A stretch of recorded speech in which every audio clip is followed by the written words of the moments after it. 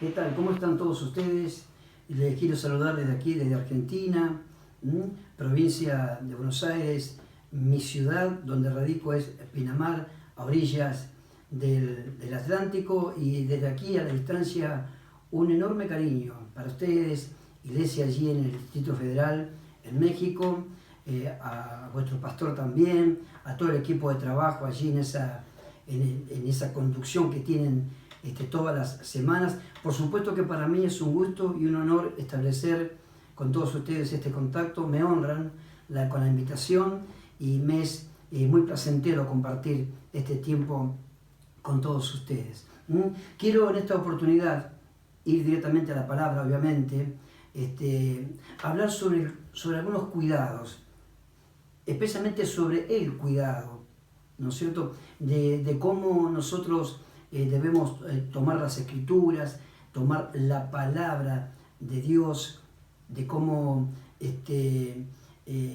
asumirla, la responsabilidad, no solo nosotros como pastores y obreros, seminaristas en otros casos, sino también ustedes como pueblo del Señor, como iglesia. Al fin y al cabo todos somos la iglesia y tenemos un hilo conductor, obviamente, que es la palabra de Dios. Llena ella de doctrinas, y ahí está el quid de la cuestión, o al menos el tema que yo en este momento con ustedes pretendo abordar por algunos minutos. Cómo debe ser nuestro manejo, cómo conducirnos, cómo escucharla, cómo establecer los parangones, todas esas cosas, ¿no es cierto? La Biblia está llena de datos, especialmente en el Nuevo Testamento, en los libros apostólicos, donde datan de los cuidados y de las preventivas o prevenciones que tenemos que nosotros tener en cuenta a la hora de tomar el uso de la palabra, en materia de cómo prestar oído, de cómo enseñarla a esa palabra, o de cómo ser incluso enseñado por esa palabra, en medio de un mar sin fondo, diría así, de tantas doctrinas que han ido variándose al paso del tiempo de la vida. Siempre hubo doctrinas, siempre hubo, una doctrina es una enseñanza, siempre el hombre ha querido establecer enseñanzas en lo tocante a lo que tiene que ver con las cosas espirituales, es decir, cómo se lo ve a Dios, cómo debieran ser o son las conductas de Dios y los gustos, bueno, en fin, esas doctrinas que pretenden hacer pensar de cómo sería Dios en su figura, en su forma de proceder, y obviamente por decantación ahí vienen los enormes problemas, ¿no es cierto?, que lleva a grandes derroteros, a mucha gente, a muchas familias, a mucha sociedad incluso. Por eso tenemos la palabra, tenemos las Escrituras, las sanas Escrituras. Yo quiero llevarlo a usted ahí en Mateo capítulo 7, y hasta donde el tiempo pueda alcanzarme. Usted debe comprender que los tiempos, bueno, siempre digo que el tiempo es vida, pero en este momento, a través de este contacto, también puedo decir que el tiempo es tirano.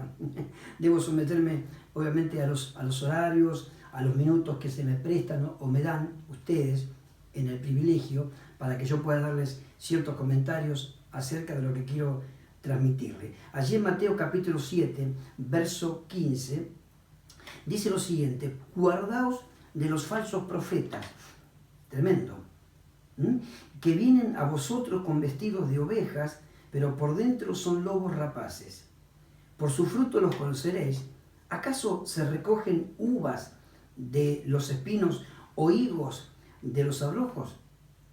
Así todo buen árbol da buenos frutos, pero el árbol malo da frutos malos. Hasta allí nomás. Bueno, ya ve que este pasaje es muy recurrente para nosotros los predicadores, para los maestros, para los seminaristas, muy usado, los evangelistas, incluso los maestros de las horas felices o de las escuelas dominicales usan mucho este pasaje, porque lo podemos llevar a este mismo texto, a cientos de aristas se desprenden de este mismo pasaje. Pero yo quiero ir a lo autóctono, al génesis de este mensaje. La palabra empieza diciendo guardaos. Yo quiero cambiar la palabra guardaos por la palabra cuidado, ¿no es cierto? Y bueno, ese cuidado con los signos de admiración incluso. ¿Y sabe qué? Yo quiero ponerle, como suelo hacer siempre en mis comentarios, ponerle una forma de título o un subtítulo a las cosas que me gusta decir, o me gusta comentar, o me gusta enseñar. En este caso, yo le voy a poner a esto una zona de desmoronamiento, y lo subrayo, zona de desmoronamiento. ¿Sabe que acá nosotros, en Argentina, en la costa atlántica, ustedes seguramente también tienen allí, en sus costas mexicanas, lo que tenemos acá, ¿no es cierto?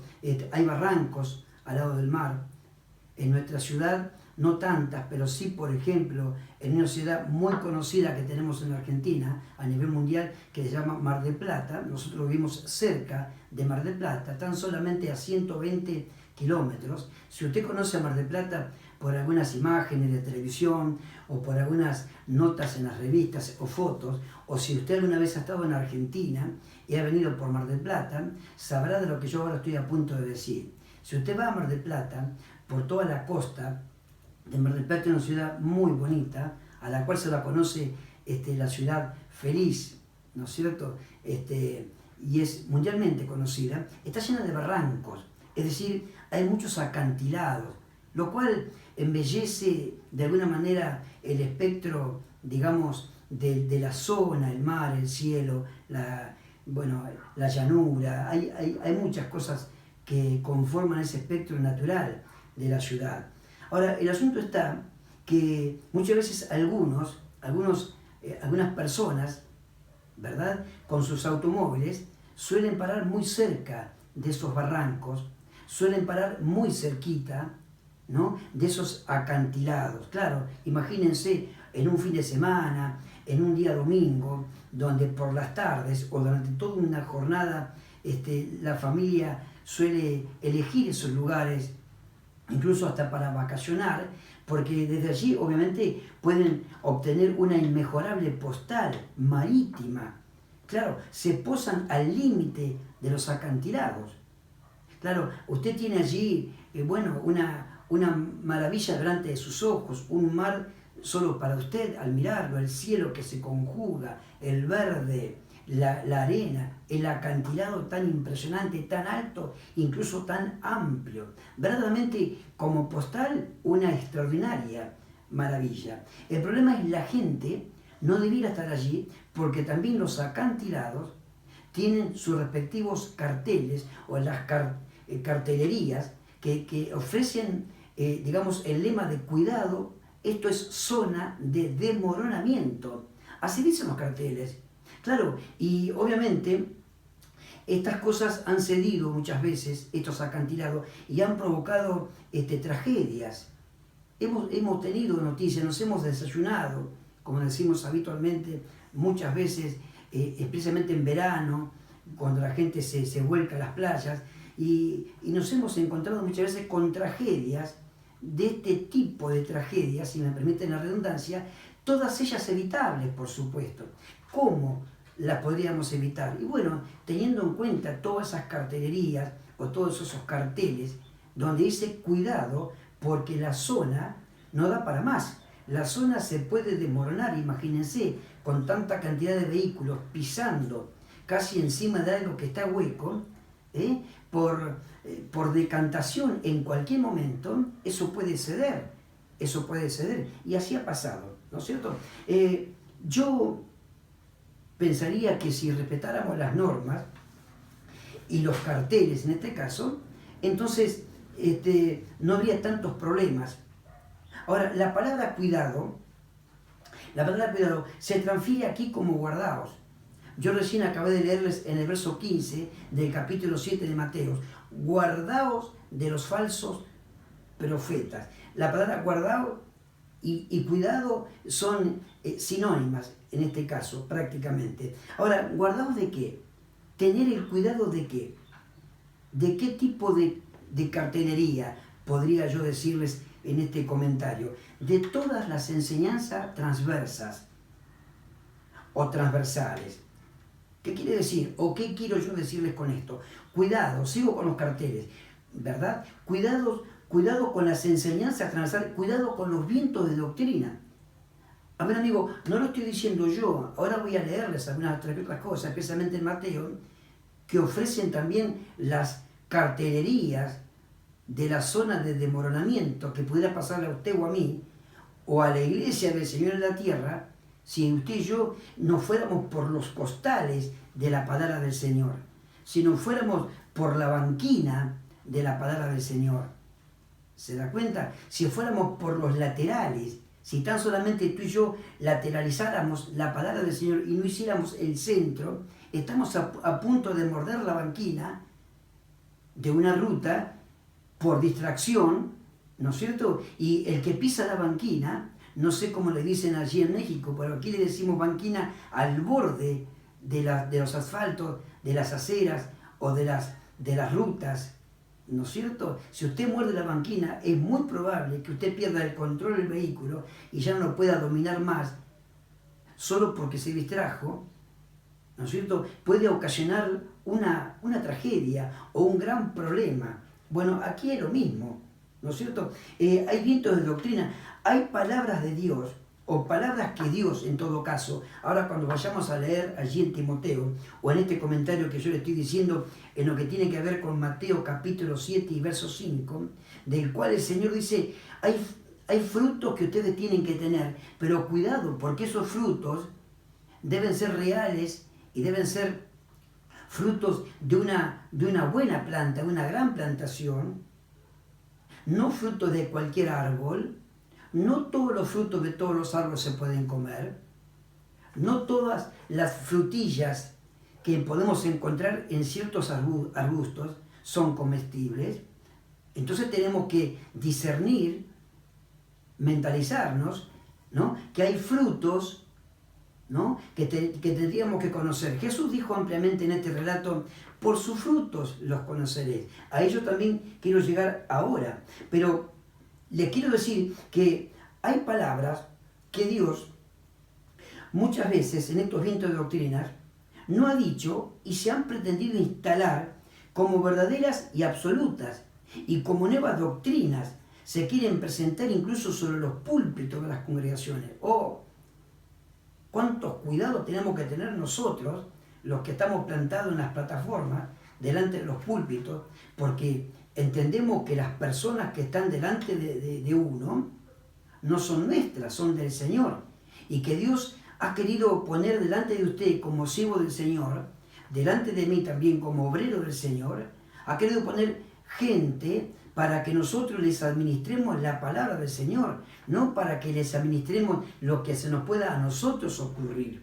Esto es lo que acontece mucho hoy en nuestros días, ya aconteció en tiempos anteriores, por eso esta lectura que acabo yo de leerles allí en el libro de Mateo en el capítulo 7 y desde el verso 15, ¿verdad? Ahora, miren lo que dice así en primera de Timoteo entonces, y su verso 1, dice, desde el verso 3, capítulo 1 de primera de Timoteo, dice, como te rogué que te quedases en Éfeso cuando fui a Macedonia, para que mandases a algunos que no enseñen diferente doctrina, ni presten atención a fábulas y genealogías interminables, que acarrean disputas más bien que edificación de Dios, que es por fe. Así te encargo ahora. Pues el propósito de este mandamiento es el amor nacido de corazón limpio y de buena conciencia y de fe no fingida, de las cuales cosas desviándose algunos se apartaron a vana palabrería. Verso 7. Queriendo ser doctores de la ley, sin entender ni lo que hablan ni lo que afirman. Pero sabemos que la ley es buena si uno la usa legítimamente. Verso 9. Conociendo esto, que la ley no fue dada para el justo, sino para los transgresores y desobedientes, para los impíos y pecadores, escuchen esto, para los irreverentes, para los profanos, para los parricidas y matricidas, para los homicidas, para los fornicarios, para los sodomitas, para los secuestradores, para los mentirosos y perjuros y para cuanto se oponga a la sana doctrina, según el glorioso evangelio del Dios bendito que a mí me ha sido encomendado. Eso dice el apóstol Pablo, encareciéndole a Timoteo que tuviera la tarea, ¿no es cierto?, de ir a ese lugar para corregir algo que estaba mal y que había que empezar a tomar cartas en el asunto desde un principio. Estas iglesias estaban en pañales en esos momentos, estaban en su principio, eran iglesias incipientes, ¿no?, con mucha trayectoria por delante, por mucha experiencia para adquirir, ¿no es cierto?, con un gran futuro sin duda, pero había que aprender y no podía empezar esto a manifestarse de cualquier manera. Había que sujetarlo todo a la buena doctrina, ¿no? Como después del relato de Pedro allí en el libro de los Hechos, el primer relato apostólico y evangelístico, ¿no?, de ese encumbrado mensaje que ya todos conocemos y que se convirtieron más de 3.000 personas, dice así aquel libro maravilloso, y que en el final de ese relato dice que toda la gente, absolutamente todos ellos, perseveraban en la doctrina de los apóstoles, así de clarito. Esa gente que empezó a caminar conforme el alegato del apóstol Pedro o el primer mensaje apostólico y evangelístico incluso de este autor maravilloso, de este Pedro, un hombre extraordinario, dice que la gente empezó a tener conciencia y mucha convicción, era bien direccionado el mensaje, era bien aplicado ese mensaje. Entonces toda aquella gente, aquella conversión de más de 3.000 personas, y esa conversión no paró hasta estos mismos días, dice, todos ellos perseveraban ¿en qué? En la doctrina de Pedro. No solamente de Pedro como apóstol, sino en la doctrina de los apóstoles. Había varios allí. Así daba lugar la iglesia en su principio, ¿verdad? Ahora, guardaos, tengan cuidado, leíamos hace un rato allí en Mateo, en ese capítulo maravilloso, ¿no es cierto? Del capítulo 7, verso 15. Porque todo se inicia, querido hermano, querido amigo, consiervo del Señor, todo se inicia por la desinformación, y yo lo subrayo. Todo se inicia cuando estamos desinformados. Cuando usted va entonces a estos lugares que yo mencioné en principio, ¿verdad?, que son zonas de desmoronamiento, que hay caminos muy sinuosos, del cual tenemos que tener muchísimo cuidado, como cuando andamos con los vehículos por las cordilleras, tenemos que tener mucho cuidado, pero el cuidado desaparece cuando tú tienes la información delante de tus ojos, es decir, tantos carteles que te anuncian los peligros o que te anuncian para dónde tienes que doblar, si para aquí o para allá, la velocidad mínima, la velocidad máxima, dónde tienes que detenerte para que otro cruce. Si vos y yo atendemos por esa información que se nos da, no hay peligro. Por más que nunca hayamos andado por esos lugares tan altos, si usted y yo anduviésemos, ¿verdad?, como ejemplo, en una ruta de alto vuelo como en una montaña. Bueno, todo se inicia cuando hay desinformación. Y esa desinformación, amigo querido, y esto es lo preocupante, por lo menos para mí, esa desinformación que los creyentes del Evangelio de Cristo, en altos porcentajes, hoy demuestran no tener.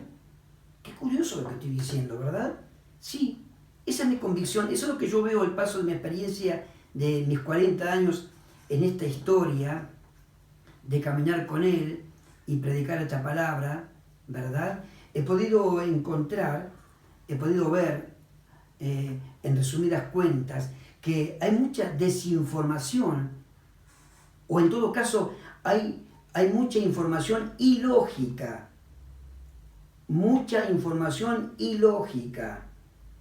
de los creyentes de este glorioso Evangelio de Cristo, ¿no? Y que son muchos en Argentina, altos porcentajes que de pronto demuestran no tener, o sea, no tienen mucha información. Reitero, cuán importante es tu responsabilidad, querido amigo, y la mía también, por supuesto.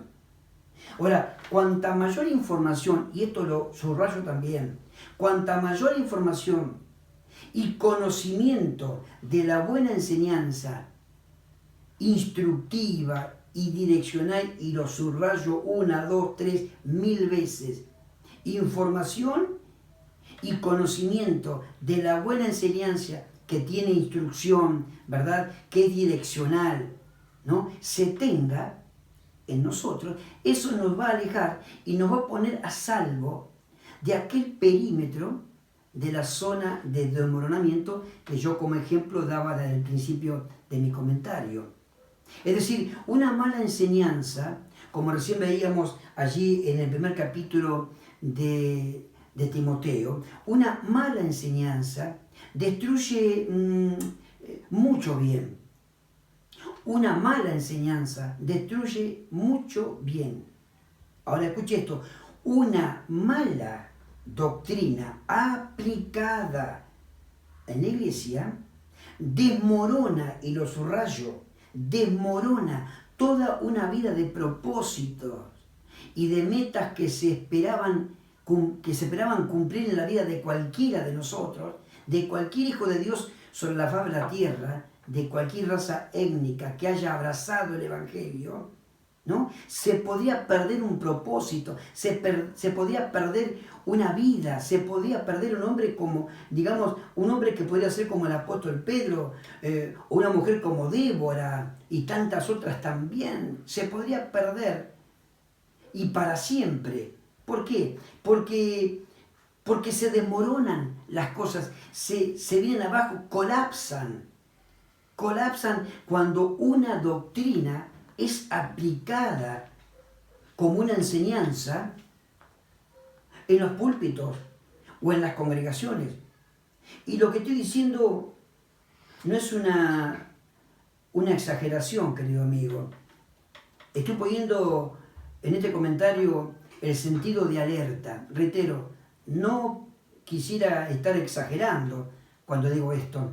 Este es el sentido de alerta. Porque cuando leíamos recién el relato, tengan cuidado con los falsos profetas. Leíamos en Mateo capítulo 7. ¿Recuerdan? Desde el verso 15. De eso nos encarga el Señor Jesús, que nos guardemos. ¿De quiénes? De los falsos profetas. La pregunta, ¿quiénes son estos personajes? ¿Quiénes son los falsos profetas? ¿Acaso son personas que vienen de otros lugares recónditos, espirituales, y pretenden ingresar por la ventana de los templos en el simbolismo y querer generar un cambio de cosas, quitar algo para poner otro? No. Esos falsos profetas aún están también dentro del pueblo del Señor. Son los que utilizan las palabras, escuchen, de su conocimiento intelectual, esos falsos profetas, y que luego de deducirlas, ellos pretenden enseñar o mostrar que ha sido Dios el que habló, entre comillas, mintiendo. Y entre paréntesis, falsamente. ¿Lo entienden?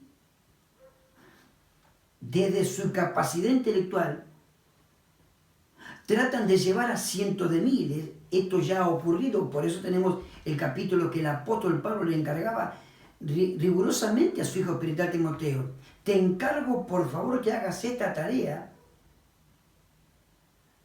y no tengas en poco ejercer tu ministerio, le diría, entre otras cosas, porque esto no es una cosita que viene y con el tiempo se va. Yo siempre suelo decir, si hace algunos años atrás, tal vez varios años atrás, una pequeña gripe la podíamos atender con 2 o 3 días o tomándonos un tecito, se iba de la noche a la mañana. Sin embargo, hoy, una gripe la tenemos que atender de la mejor manera, porque a lo mejor una gripe hoy puede hasta quedarse con la vida de las personas. Es decir, no podemos nosotros bajarle los decibeles pensando que, bueno, es una enseñanza más. ¿Qué mal puede traerle esto al pueblo del Señor? ¿Qué mal puede traerle esto al cuerpo de Cristo? Son falsos profetas. El Señor Jesús así lo habló. Falso. Ahora, el verso 15 dice, son como lobos rapaces. ¿Cuál es el lobo rapaz? El lobo rapaz va por dentro. Es lo que se pretende que se crea de ese lobo. Lobo rapaz. Jesús dijo en el verso siguiente, es decir, en el verso 16, y a esto quería llegar como para ir cerrando el comentario. Por sus frutos los conoceréis. Subraye eso. Por sus frutos los conoceréis. La pregunta, ¿cómo? ¿Cómo? Es decir, no viéndolos. Porque si usted lo ve, entre paréntesis, usted está viendo a los que están vestidos de ovejas. Así dice el relato, pero son lobos rapaces. Entonces, ¿cómo se hace la tarea? Es tener conocimiento de la palabra. Es tener mucha información de la palabra. Porque por dentro de esas personas están la rapacidad. Por dentro de ellos, Jesús dijo, son lobos rapaces. Son peligrosísimos. Hermanos, amigos, aquellos que están en sintonía con este programa maravilloso, no pongamos en riesgo el buen árbol. El buen árbol. De los buenos frutos. El buen árbol de los buenos frutos. ¿Saben qué? Los resultados dependen de nosotros. Ame su iglesia, esté siempre bien informado, tenga siempre buen conocimiento y como si fuera poco, vaya usted cada día, a cada momento, a sus rodillas para buscar la presencia del Señor y Él va a traducir ese conocimiento, Él va a traducir toda esa enseñanza en luz, porque el Espíritu Santo trae luz para que no haya de ningún tipo una pizquita de forma en la cual pudiéramos pensar que lo que estamos creyendo pudiera ser del Señor o no. Cuando vamos a las rodillas y buscamos a la persona de Cristo, la otra persona, que es el Espíritu Santo, nos trae luz para ratificar esa enseñanza, para ratificar esa información, para ratificar ese conocimiento. No tenga en poco la iglesia, no tenga en poco los ministerios, amigo querido, hermano querido, de donde me estés mirando, desde México o desde cualquier rincón del mundo. Ahora, no tengas en poco y ante cualquier duda, ante cualquier desconocimiento, ve y pregunta al pastor, ¿por qué no me informa sobre este texto que no tenga mucha luz? Dios, a través de su siervo, le va a traer mayor lumbrera para que nada quede allí en el anonimato o sin esclarecimiento, sino que usted tenga una luz verdadera y usted pueda ir yendo por el buen camino. Nadie se demorona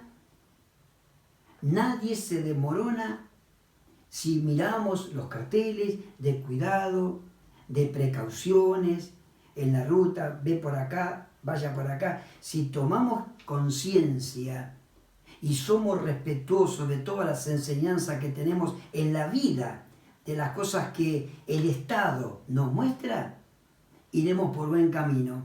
Porque dice la palabra, lo leíamos recién en Timoteo, la ley no fue hecha para el justo, sino para el injusto.